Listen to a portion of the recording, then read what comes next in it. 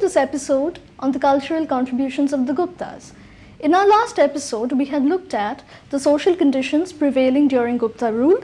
We had also looked at the education, literature, theatre and religion of the time. In this episode, we shall focus on the art, architecture, sculpture, painting and music of the Gupta period. When we speak of cultural contributions, we must remember that two important things need to be taken into consideration for its growth and development. These are leisure time and money. The Gupta kings had both. After the initial battles for acquisition or the subjugation of a number of small kingdoms around their territory, the rest of the advancements were not really wars but expeditions to show their might.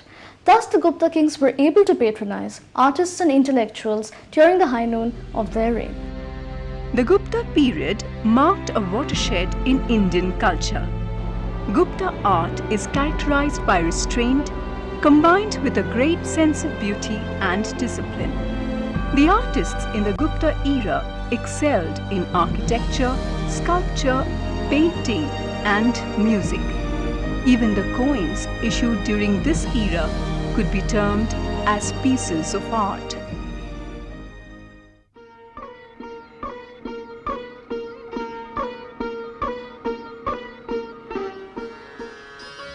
The Guptas were well known for their coins, but coins as such existed much before the Gupta period.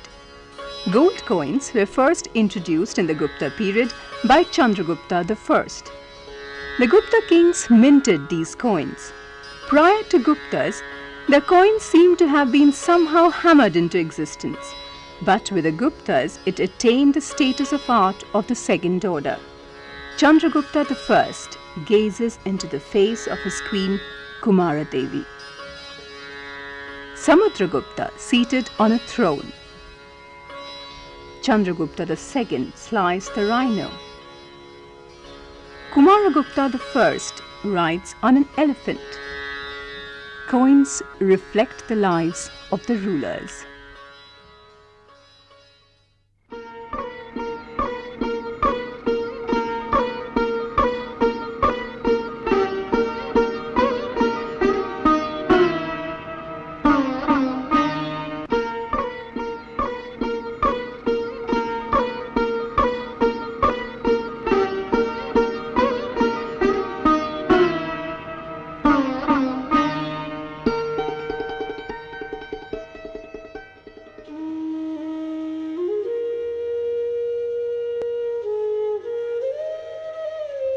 Terracotta refers to artistic objects that are made from terra, meaning earth or mud. They are basically two types. One, almost two-dimensional figures sketched on soft clay plugs and then fired, and the other, three-dimensional figures. After being fired, plugs were probably covered with plaster and painted in bright hues. It is important to study terracotta because here we see not only the artifacts left by kings, but that of the poor man as well. Nearly every archaeological site from Harappa onwards has produced many terracotta objects. Terracotta reliefs were employed in architectural panels from the end of the Kushana period and early in the Gupta period. Terracotta reached its highest technical perfection during this period, marked by a superfine clay body that allowed for smoothly modeled surfaces and refined features. A touch of the Gandhara school, where reproduction of reality was considered of the highest standard, can be seen in some of the early Gupta terracotta works.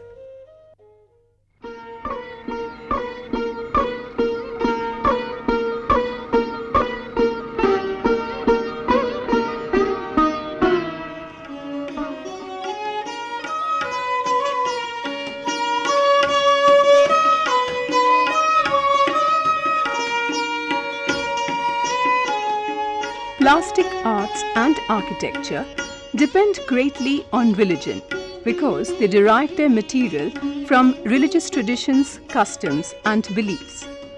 During the Gupta period, a number of religions had thrived, providing a mine of material for sculptors and painters. Most of the architectural remains that have come down to us from ancient times are temples, other religious places, and palaces. The common man's dwellings hardly survive the onslaught of nature and time. Therefore, when historians speak of architecture of a period, it is mainly religious places and palaces. In the Gupta period, in architecture, as in many other fields, many experiments had been made, many innovations had been added. Prior to the Gupta period, architecture of India, much of the architecture of India does not exist because it was made of wood or other perishable materials. It is in the Gupta period that we find that both brick and stone architecture came up, and use of brick as an element in architecture is seen for the first time in the Gupta period.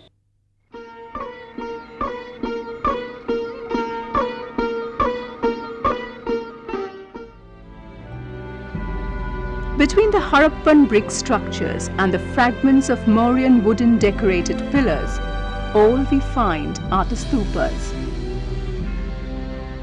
Stupas are large hemispherical domes containing a small central chamber in which the relics of the Buddha are placed in a casket. The core of the stupa is of unburnt brick and the outer face is of burnt brick covered with a thick layer of plaster. The stupa is covered with an umbrella of wood or stone. A wooden fence enclosing a path for the ceremonial circumambulation surrounds it. This is considered to be a form of respect paid to the relic within. The stupa is conceived as a microcosm of the entire universe. Emperor Ashoka built several of them all over India.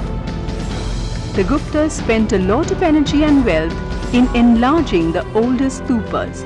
The chief among them are the ones at Barhut, Sanchi and Amaravati.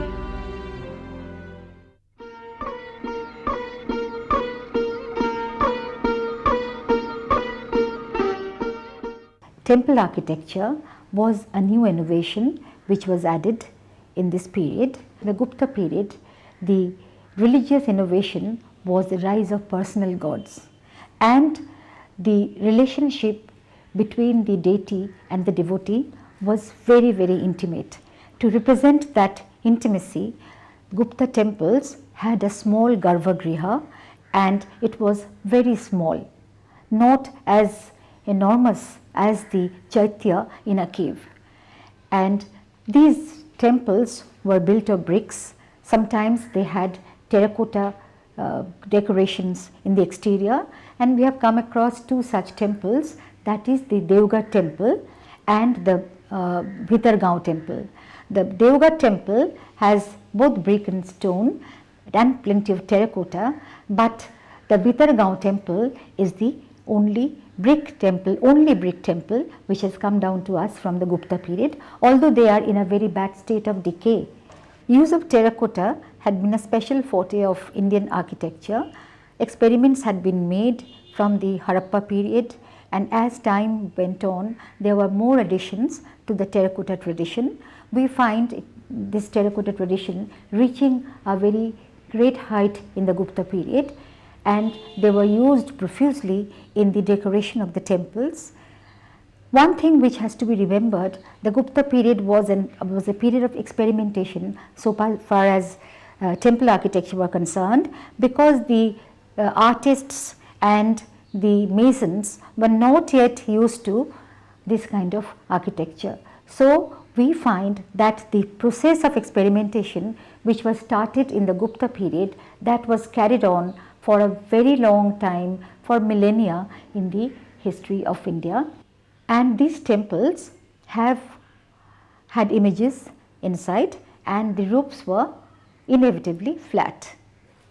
And there were very strict norms regarding the building of the temple. The Shilpa, just in drama we have the Natya Shastra. In architecture, we also have the Shilpa Shastra, or the art of construction and beautification, because architecture is both the science and art of structure, of building, and therefore the tradition, that great tradition which was started by the Guptas, is one of the marvels in the history of Indian architecture.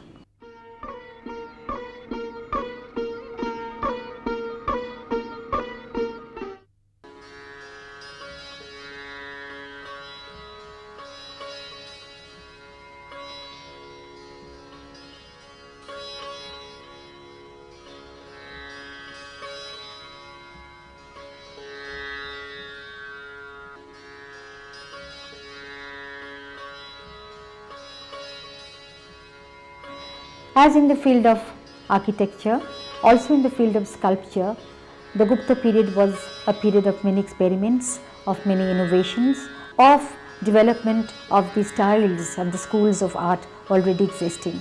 We know that in the Kushana period, sculpture had reached very great heights, as exemplified in the Gandhara school of art and the Mathura school of art.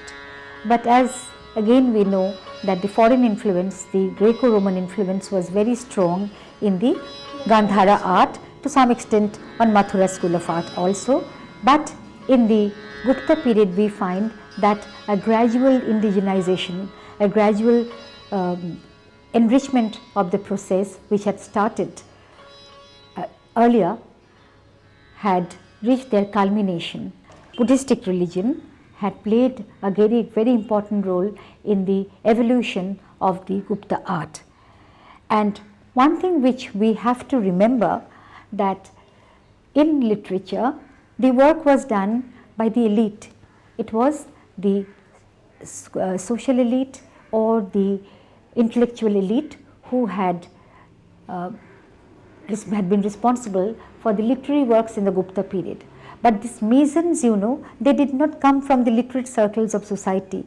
They are very close to the soil. They are the autochthonous people. So we find that it was very natural, and in the depiction of the moods and images, we find that indigenous and this emotions close to the soil of the land, that was exemplified in the Gupta period.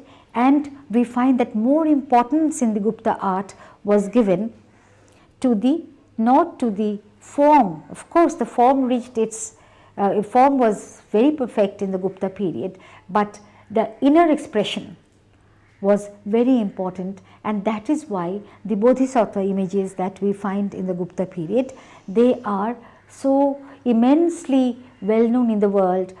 Apart from that, we have sculptural relief work on the temple walls.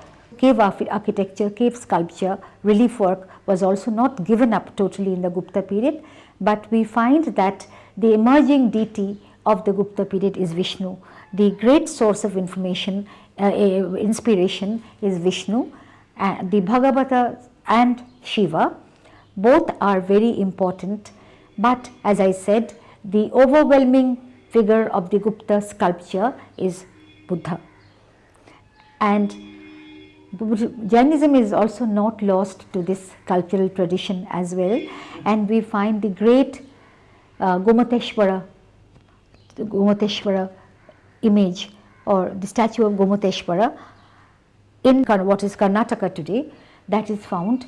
And Gomateshwara, he is the sculpture is very robust.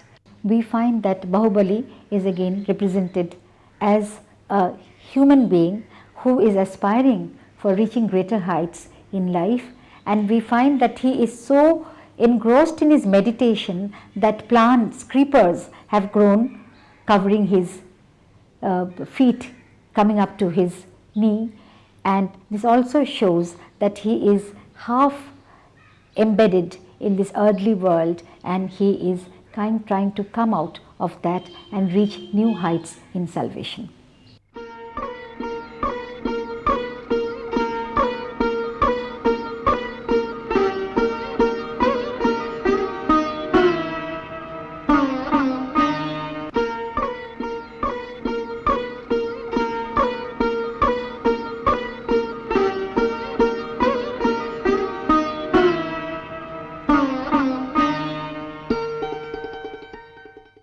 There must have been paintings in the earlier period, but because they were made on perishable materials with perishable items, that have not come down to us. And this whole new history of the Gupta painting was revealed when the Ajanta caves were discovered by accident in the earlier part of the 19th century. Just as in the sculpture, we find the great source of inspiration in painting is the life and teachings of the Buddha, and most of the stories are derived from the Jatakas and the Pitakas. The Jatakas and the Sutta Pitaka plays a very important role. It was the most important reserve of inspiration for the artist. We have 28 odd caves in the Ajanta region, and many of these caves were the walls of these caves, sometimes the ceilings of these caves are beautifully decorated with the paintings. And although the Ajanta caves do not fall in the territory which directly was ruled by the Guptas, and much of it was in the Vakataka territory, but as I had told you earlier, that all the different forms that developed in the Gupta period, they developed in this period between 300 AD and 800 AD, had been labeled as Gupta. So in that way, the Ajanta paintings also belong to the Gupta period, and there was of course, there was almost a rediscovery of the Buddha, and it does not only tell us about the many lives of the Buddha, the different phases through which the Buddha's life evolved, Buddha's teachings evolved. They had been immortally depicted in the Ajanta paintings, their fresco paintings, as we know that fresco is one of the very important forms of arts of painting, the technique of painting, where the wall had to be prepared earlier with plaster, and when the plaster was still wet, these paintings were made, and one is very much amazed by the variety of colors, the vibrancy of the colors which had been used in these paintings. And it is also very amazing to know that most of the materials were locally produced and locally obtained, although certain things like the lapis lazuli, the bright lapis lazuli, or the turquoise, they were imported from outside, and definitely the traders of the long distance trade, they got these items from where the artist got his materials. So it also shows the great development of trade, because most of these caves are in an area which were very much vital for commercial interest.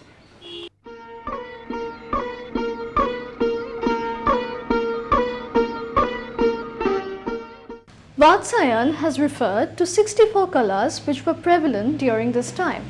Many women were trained in these arts and crafts. Certain aspects of music were quite popular, such as Swaragatam, that is knowledge of the 7 swaras, Vadyam, that is playing on musical instruments, Pushkalagatam, that is skill in playing a particular instrument called the Pushkala, which was a kind of drum, and Samatalam, that is the knowledge of beating rhythm to music. Some of the Gupta kings were patrons of music, while others were great musicians themselves. The Allahabad stone pillar inscription of Samudragupta claims that he could excel even Narada and Tumburu in his musical excellence. This evidence is corroborated by the lyristotype to the coins of Samudragupta, which showed that he was an excellent musician. Kumaragupta I also issued such coins as imply a lute performance. The Bhitari stone pillar inscription of Skandagupta describes the emperor as being well versed in different musical tunes.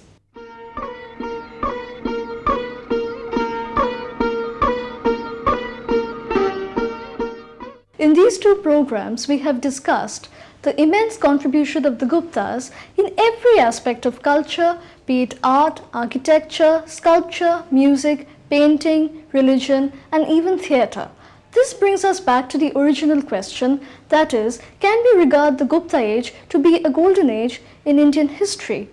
Professor Sengupta, given the immense contribution made by the Gupta rulers in various aspects of culture, is it justified calling the Gupta age a golden age in Indian history? Well, this has been one of the older notions in the writing of history.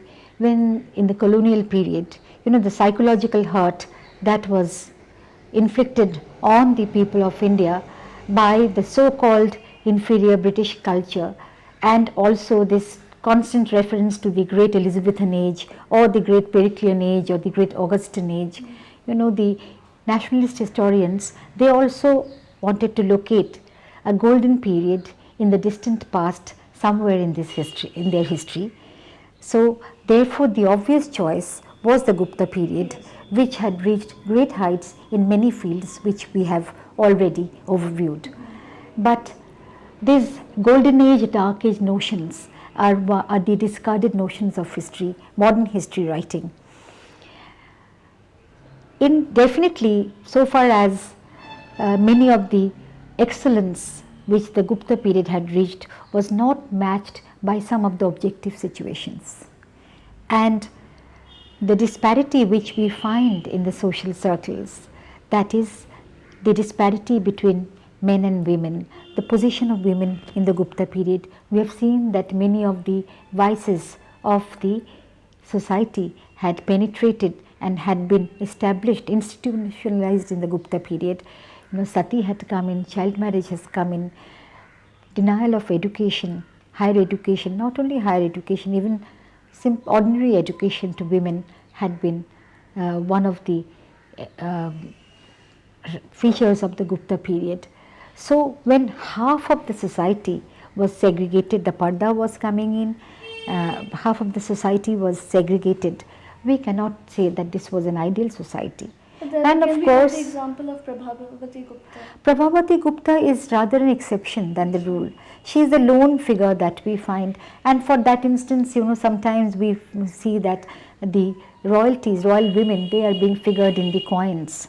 They are also being mentioned in the inscriptions, but they do not have much individual role to play. These were matrimonial alliances for strategic interest, for obviously commercial interest, for territorial interests. The cultural excellence that we find, that was to a great extent an urban phenomenon, or it was the elite who devised them, who executed them for their own personal self, for their own glory, as symbols of their own power.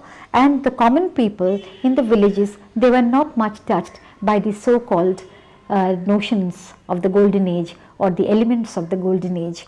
And of course, their slavery was not there in the European sense of the term in the Gupta period. Slavery was not there. But there was definitely bonded labor. We have heard of Vishtis. There was definitely the depressed classes. And how can you call a society egalitarian when there is so much of caste system? And therefore, this golden age concept is it is not irrelevant. It is so modern historians would not use that kind of definition as a label for the Gupta age, but the Gupta period is definitely one of the great periods of history in the sense that it set the norms which the later generations followed, and that way it would be, as Romila Thapar had pointed out, it would be a much better idea to call it the classical age of Indian history, the classical age of Indian history.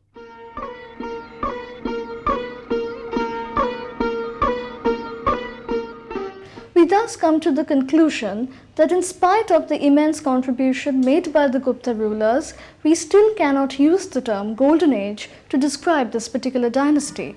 But nonetheless, it remains important that the Gupta period, which ruled for almost 300 years in India, is one of the most vital periods in the history of the Indian subcontinent.